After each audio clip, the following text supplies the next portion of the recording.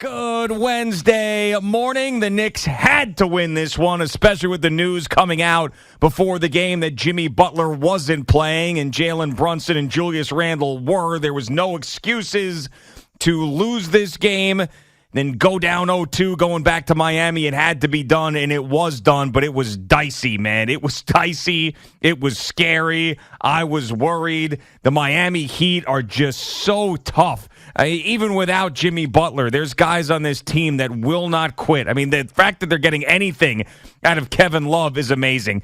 Gabe Vincent being as annoying as he is. Max Strus, Bam Adebayo. These guys are just annoying, and they were in control of the game for most of the game. It was about 7.5 minutes to go in the fourth quarter. I was convinced the Heat were going to win the game, and I was annoyed. But then it was the last 6 minutes. Jalen Brunson stepped up. The Garden got into it, and they did exactly what they needed to do. The series is tied at 1. We got to wait until Saturday to see Game 3, but I am thrilled that they did not go down 0-2, especially without Jimmy Butler playing in this game. Good morning, Boomer. How are you? I'm doing good. And Tom Thibodeau made some moves last night that seemed to, work out because of the way the game was being played and the way players were playing together or not playing well together. And this time it was Julius Randle who stayed on the court, and it was R.J. Barrett who went to the bench. And I can't say enough about, Josh Hart. You cannot say enough about Hartenstein, or how was Ian saying it last night? Hartenstein, which is also how Mike Breen says it. Yeah, right. He was doing the German thing. Well, I think that's the way it's pronounced. Hartenstein. That's the way he would like it to be pronounced. All right, so that's where we're going to pronounce it. So Hartenstein and Josh Hart, were relentless. And when Mitchell Robinson was on the court, he was relentless too, in terms of just keeping the ball alive, especially on the offensive glass. And then, this is your point guard. Your point guard is here for reasons like this last night. Now, they were having trouble with the zone defense of the Miami Heat. Yeah. But you're right. The Miami Heat have a culture that is set up there. And that, I don't care what anybody says. Ever since Pat Riley got down there, the big three and all this other crap. But they have always been competitive. And Ian was talking last night about the amount of guys that haven't been drafted that are on that team that are playing significant roles.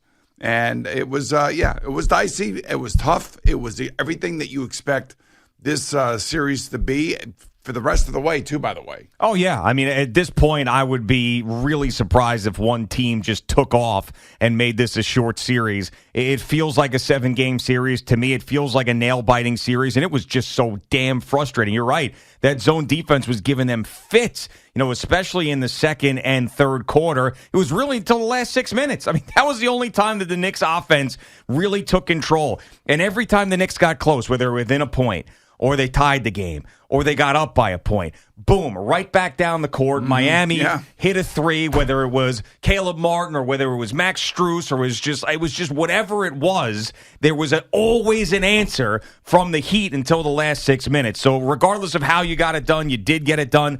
But it just felt weird at the beginning of this game. Like the crowd wasn't into it. You get Mitchell Robinson, Hartenstein into foul trouble right away. I was like, this thing is setting up to be a disaster. Yeah. But because you've got Jalen Brunson in that last 6 minutes, hitting those two big threes and doing everything else, there was no way he was losing that game. A couple things about this game.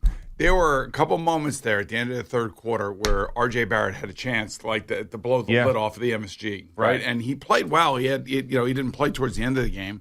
He played reasonably well, but he missed 2 3-pointers. That would have and he was wide open and just missed them. And that's the make or miss part of the league. The other thing too is Julius Randle, the inbound violation.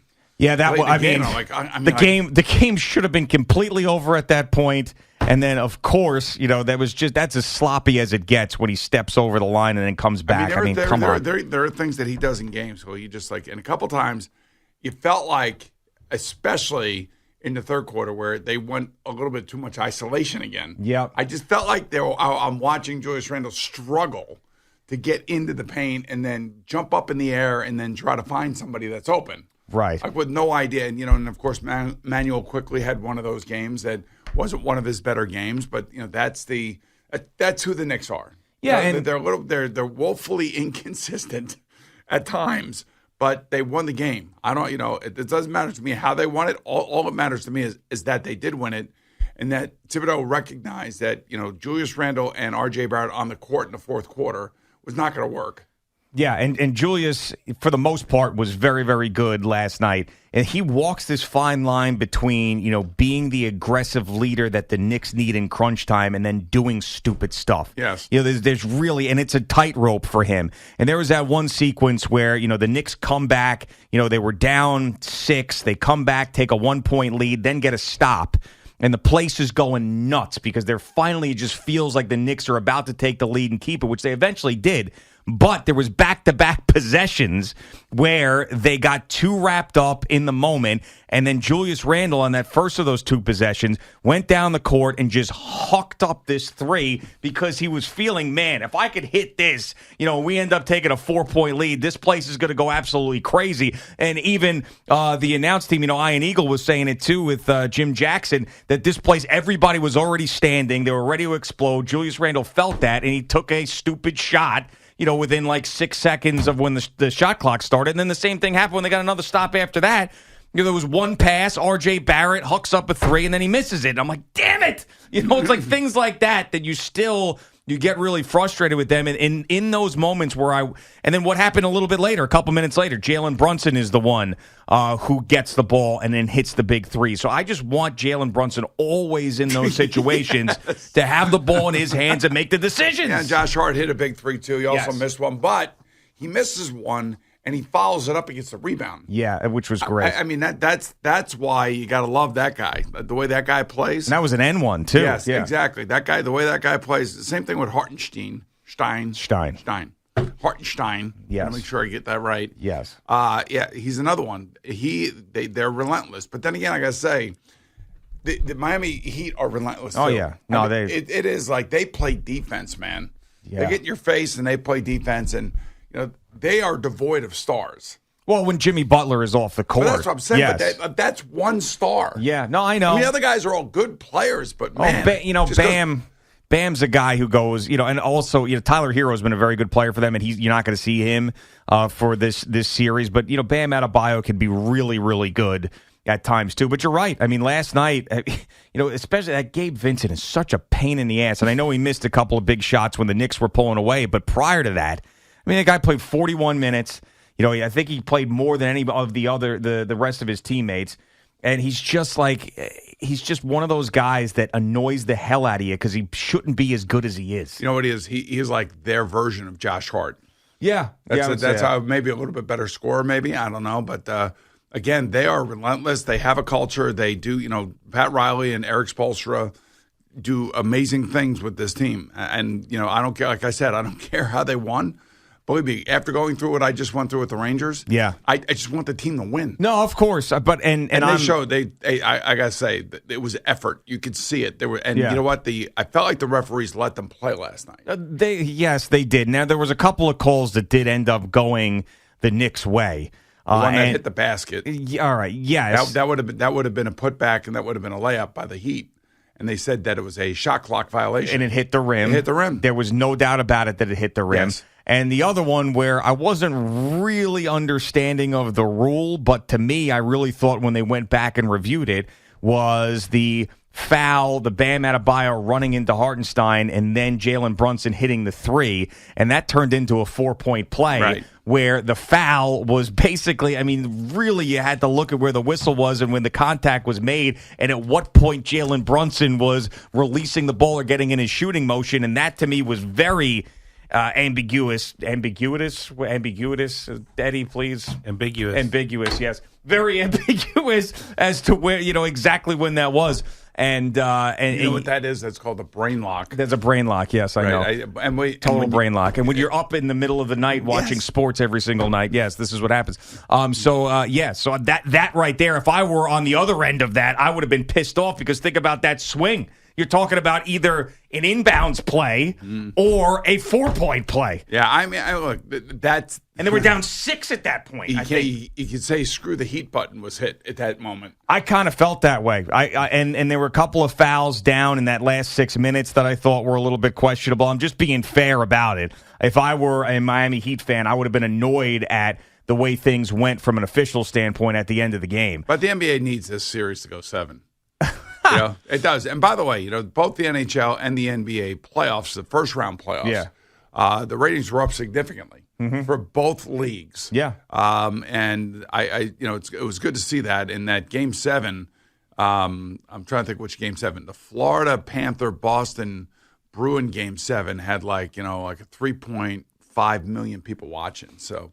And then there was the Golden State Sacramento Game 7. Yeah, that was like 9.5 million people watching. broke a record, I think, for a first round series. Yeah, for like the best series numbers like in 10 years. Yeah, which is great. You got stars playing, that's why. And you're also going to get massive numbers for the two series, the Knicks and the Heat, the ones that you saw last night.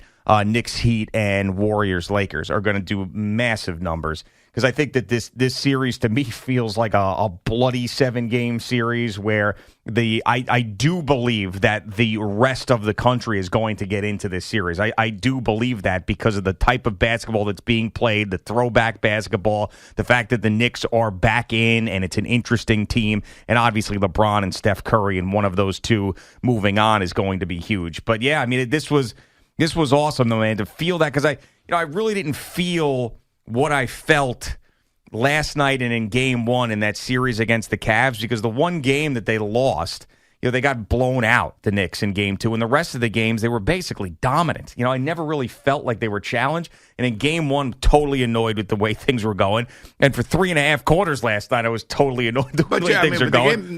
Neither team got away from each other. In other words, they were right there with each other the whole time. I mean, it was a contested basketball game from start to finish.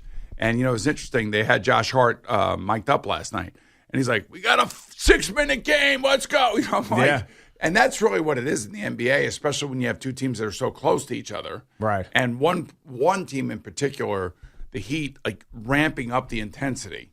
I mean, that was a slugfest last night. That was old Nick Heat fighting kind of like, hand-to-hand combat under the board. I mean, under the basket. I mean, it was a very entertaining game from the standpoint that it was contested completely throughout the game. Yes, and I wonder if Miami's going to look back and Jimmy Butler's going to look back, because he's going to play on Saturday. And they showed a video of him walking into the arena, and he wasn't walking with a limp like he was playing with a limp at the end of Game 1. And I wonder if the mentality was what Jerry and we were talking about yesterday, was does Miami sit him in Game 2 because they already stole one at the Garden in Game 1, and then you have a full 5 days off between Game 1 and Game 3 if Jimmy Butler doesn't play in Game 2, which he didn't, in order to get back to 100%. So I wonder, if this were a Game 6 or 7, an elimination game, he probably would have played, and I wonder if they look back on that, because last night, you add an 80% or 75%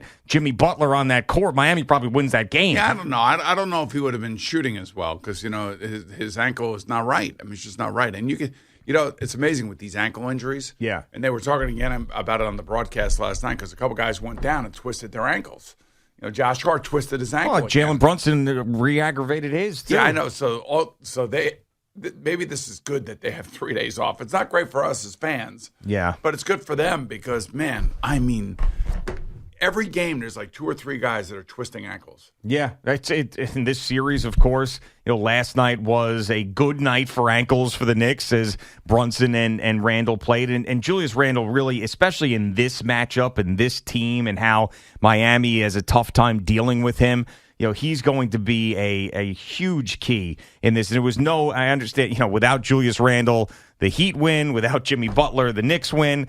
Julius Randle comes back and the Knicks win. So clearly, you're going to need all hands on deck for this series and everybody as healthy as possible. But you could really tell that Julius on last night, in the moments that he was, is a big problem for Miami. So if he plays well, man, they're moving on. I mean, I feel more confident about that statement than anything else. Well, the one thing Miami did not do last night to him that other teams have done to him is as soon as he got the ball, they would go and double team him. Yeah. But, I think because of the presence of Jalen Brunson, that kind of limits them from doing that. Especially if Jalen Brunson has the ball in his hands. Yeah. And they can spread the floor out, and then when Julius finally gets the ball, it is a one-on-one situation. Where he really struggles is when teams go after him and they try to double him.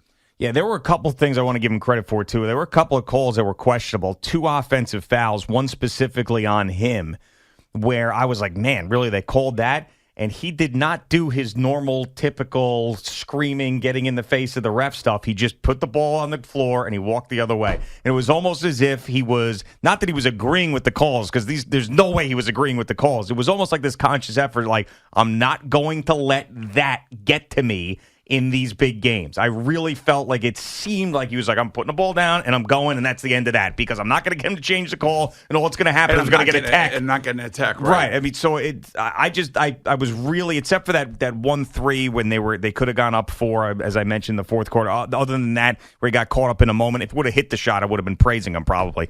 But I did not like that shot. Other than that, I felt great about Julius last night. Oh, he had that misstep throwing the ball. Well, it didn't end up costing him. We'd be all over his ass if it ended up costing them the game and they blew that lead in the last 30 seconds. Can't do it. Well, obviously, that was stupid, but.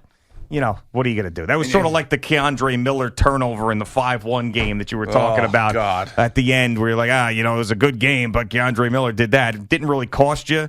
So it's one of those things where you just move on, and thank God it wasn't a blown lead. I think Aaron Rodgers is having a hell of a time here. Yeah, that was great. And he was sitting he's at next every game. He's everywhere. He's with Sauce Gardner. He's like, front row. Yeah, front row. I mean, he's getting a full taste of what New York fandom is all about, and how it can be when it goes well for somebody. Yep, you had everybody there in CBS Sports Network showing everybody. To Jessica Alba does this. They caught Jessica Alba like the perfect time where she was like, taking her coat half off. I mean, she looked unbelievable. You had Rob Saleh was there. You had Jerry Ferrara, Turtle from Entourage, who was sitting right next to Aaron Rodgers as well, who also just hosted with Evan recently here on WFAN and on Carton and Roberts. So, yeah, it was a lot of. Carmelo got introduced. They got a huge ovation. He's sitting next to Amari Stoudemire. And I guess they put up Knicks legend last night on the board for Carmelo Anthony, which is a little much, I would say. It'll be like putting up Jets legend next to me. You don't do that. No, I don't think so. All right, Boomer and Gio on the Fan and CBS Sports Network. Quick break. We'll get Jerry in here. I'll tell you everything that happened last night. But first, it's all about Day Chaser. It is Day Chaser season. The ready-to-drink beverage that your bartender would approve of. Why? You're going to have some tomorrow? Oh, yeah, without a doubt. It's a little fishing, of course. Striped bass fishing. Striped bass. You're going to get one, man. You're going to haul in one. I can feel it. You're going to haul in a cow tomorrow. A big old... I told you, my daughter Sydney was the walleye whisperer. That's right. up in Canada. Right. She caught 50 walleye. She just had a way about it. She could just feel it on the end of her line. Yeah. I feel like I have a little bit of that in me. I think she got that from me. All right. Well, we'll see tomorrow.